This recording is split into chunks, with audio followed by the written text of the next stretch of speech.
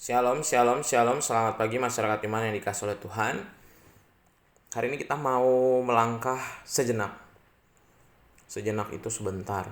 Baca firman Tuhan itu sebentar. Renungan itu sebentar. Tidak pernah mengambil bagian banyak dalam hidup kita.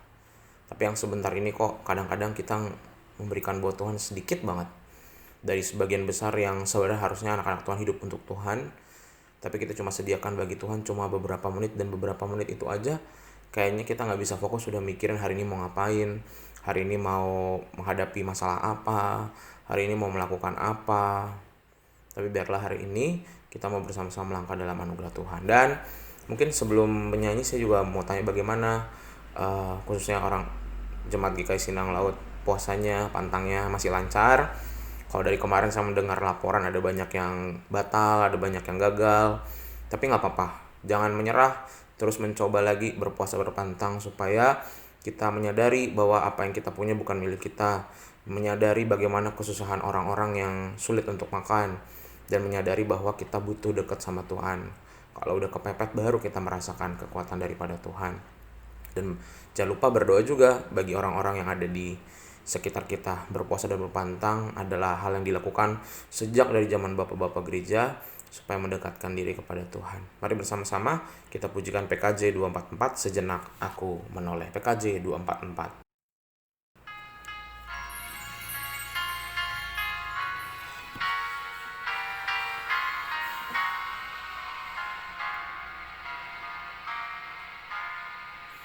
Sejenak aku menoleh pada jalan yang telah ku tempuh. Kasih Tuhanku peroleh membuatku tertegun. Jalan itu penuh liku, kadang-kadang tanpa terang. Tapi Tuhan membimbingku hingga aku tercengang. Kasih Tuhan membimbingku dan hatiku pun tenang.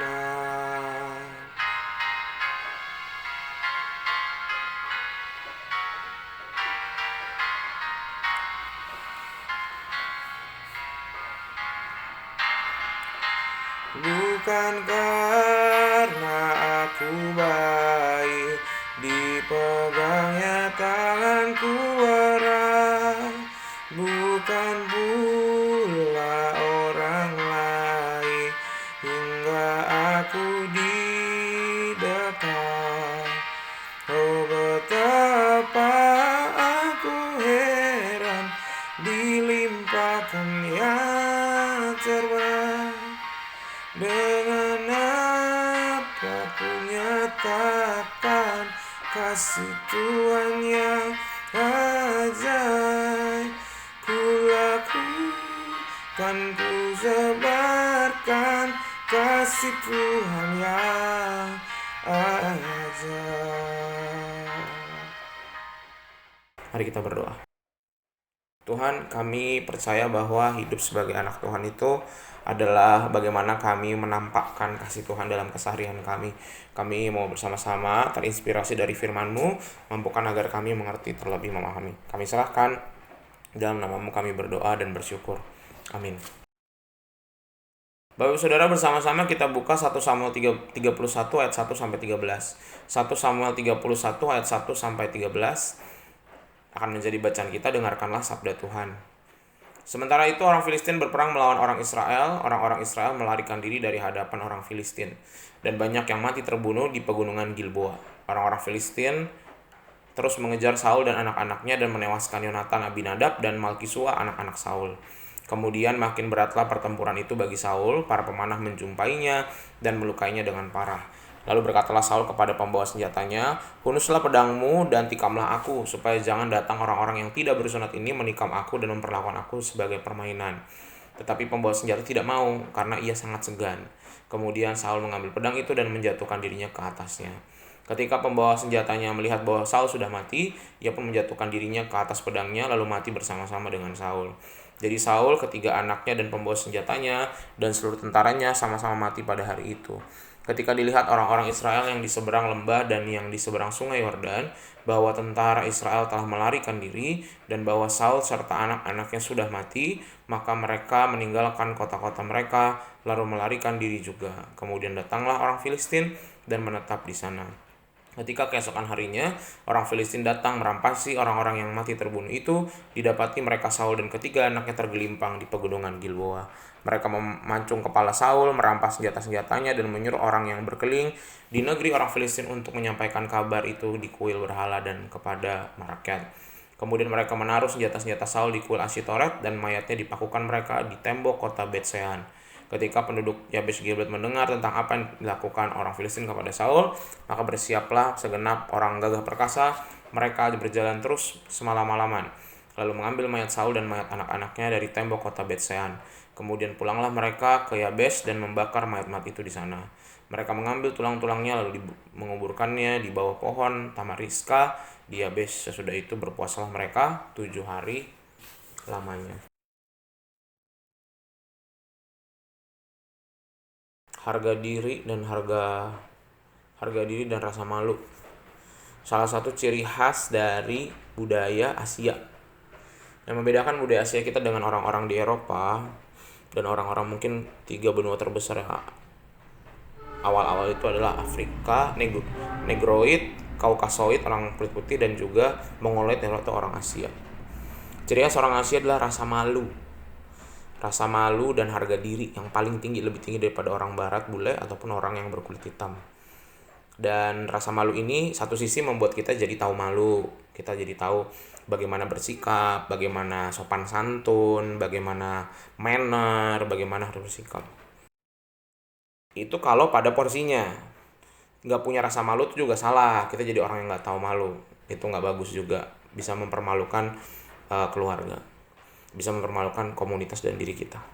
Tapi kalau rasa malu itu terlalu banyak juga, harga diri kita terlalu tinggi, maka kita juga akan menjadi orang yang sebenarnya bukan jadi terhormat, tapi kita jadi orang-orang yang mati konyol, menjadi orang-orang yang membuat hidup kita tuh kesulitan sendiri karena harga diri yang terlalu tinggi dan tidak mau dipermalukan. Nah, ini juga terjadi pada Saul. Saul itu pada masa itu dia sudah habis kalah oleh bangsa Filistin. Ketika ini kisah akhir hidupnya Saul ya, dia kan sebenarnya udah biasa perang lawan Filistin, cuman karena Daud sudah tidak menjadi bagian dari panglima perangnya gara-gara Saul cemburu, jadi harus lawan Filistin sendiri. Padahal kemampuan Daud itu bukan dari diri tapi dari Tuhan, dan Daud itu mampu membuat orang-orang itu bersemangat untuk berperang. Jadi moral peperangan orang-orang yang mengikuti Daud itu tinggi banget, walaupun misalnya dia cuma 300 melawan 1000 orang, dia tetap bisa menang karena kekuatan daripada Tuhan. Tapi Daud nggak dimasukkan dalam ini karena tadi dia sedang asik mengejar iri pada Daud, dan juga karena tadi Saul sudah tidak lagi dengar-dengar apa kata Tuhan. Samuel sebagai penasihatnya udah nggak ada, jadi sebenarnya dia udah kehilangan semua. Kehilangan Tuhan, kehilangan Samuel, kehilangan Daud, karena ada yang dipertahankan. Apa itu? Harga dirinya. Harga diri yang terlalu dipertahankan membuat Saul kehilangan 3 hal penting dalam hidupnya. Allah yang adalah sumber kehidupan, Samuel adalah nasihat dan juga petuah-petuah, dan Daud yang adalah talenta, mewakili talenta, kemampuan berperang dan senjatanya sebenarnya Saul. Daud itu adalah tangan kanan Saul. Tapi karena harga diri, irinya dia juga membuat dia kehilangan 3 hal itu. Dan yang menarik, harga dirinya itu dibawa mati sampai ketika di akhir hidupnya dia hitungannya bunuh diri. Dia menghabisi dirinya sendiri, dan tadi dia udah nyuruh pasukannya untuk membunuh, tapi karena pasukannya sungkan, akhirnya dia bunuh diri. Karena harga diri tadi terlalu tinggi. Dan apa yang terjadi? Tetap aja, kan dia sebenarnya nggak mau dipermalukan. Tapi ujung-ujungnya, mohon maaf nih, mayatnya ditaruh di atas tembok, kepalanya dipenggal. Jadi sebenarnya sama-sama memalukan. Jadi dia bikin 2 hal memalukan. Udah dia dipermainkan setelah mati, kedua dia mati dengan bunuh diri. Kalau dia nggak bunuh diri, bisa jadi dia masih hidup. Kalau dia tidak, karena harga dia tidak terlalu tinggi, bisa jadi dia jadi tawanan perang. Misalnya Daud menang, Saul bisa diselamatin. Saul bisa memperbaiki kesalahannya, bisa minta ampun sama Tuhan, bisa. Tapi karena tadi harga dirinya terlalu tinggi, dia bawa sampai mati. Bapak Ibu, hari ini Bapak Ibu mau bawa harga diri sampai mati juga. Bertengkar sama saudara, bawa harga diri, nggak mau berdamai. Punya masalah dalam pekerjaan, karena punya harga diri akhirnya tidak mau menyelesaikan masalah. Punya masalah dalam keluarga, dalam pelayanan, karena harga diri nggak mau menyelesaikannya juga.